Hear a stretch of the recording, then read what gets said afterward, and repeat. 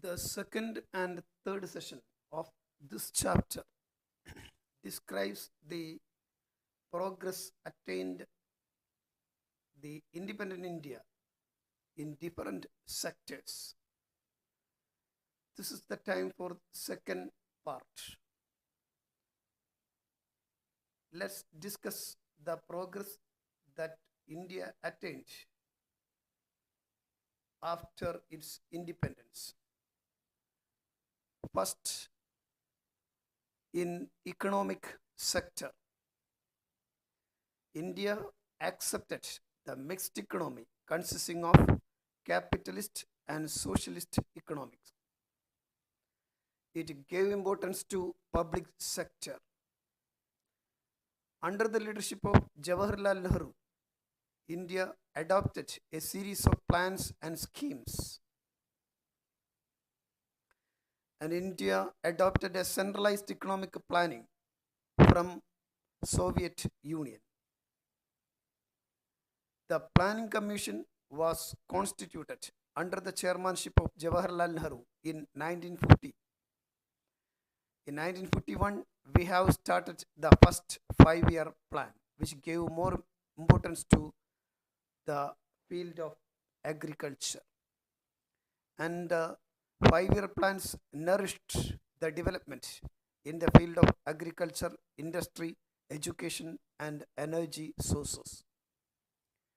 And now you are watching the different iron and steel industries started in India with the help of foreign countries. The construction of dams like Bhakranangal project was a significant role in modernizing Indian economy. Irrigation facilities boosted agriculture production in India, and based on this experience, we have started 55 projects aiming at better facilities for infrastructure, farming, and livestock development on 2nd October 1952. We have gave more importance on private sector rather than public sector by 1990s. The second sector that achieved development in India is the field of science and technology. Under the leadership of Jawaharlal Nehru, an ardent fan of modern science and technology, India made great achievements in science and technology and established several research institutions like Council of Scientific and Industrial Research, Indian Council of Agriculture Research, Indian Council of Medical Research. Watch the screen. The two stalwarts of Indian science, Homi Jahangir Baba and S.N. Bhadnagar, helmed the projects of Council for Scientific and Industrial Research.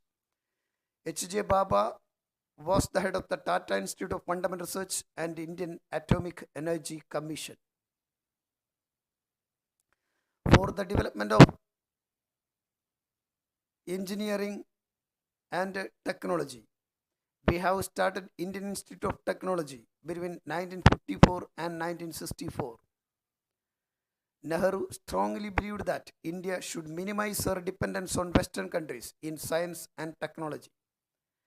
We have attained tremendous progress in the field of medical science, biomedical engineering, genetics, biotechnology, health science, marine technology, information technology, atomic energy, and transportation.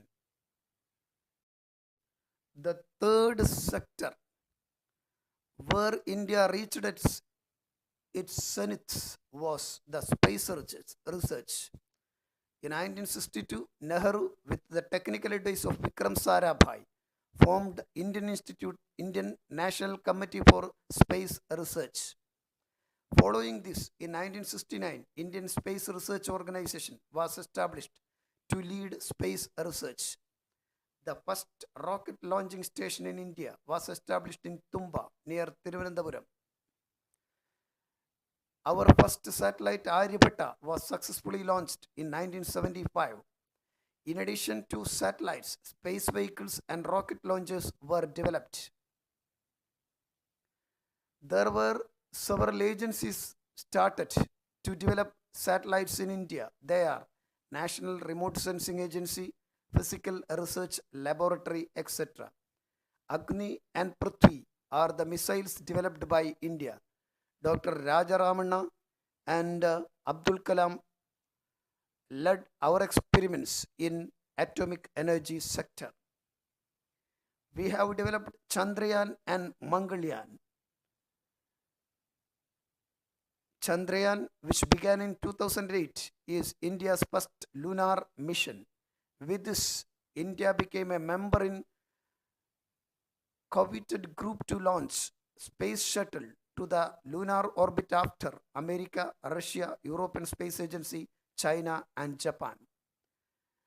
Mangalyaan, the space mission of India to Mars, is the Indian made space shuttle that covered the longest distance in space. India is all set to take on new experiments in space.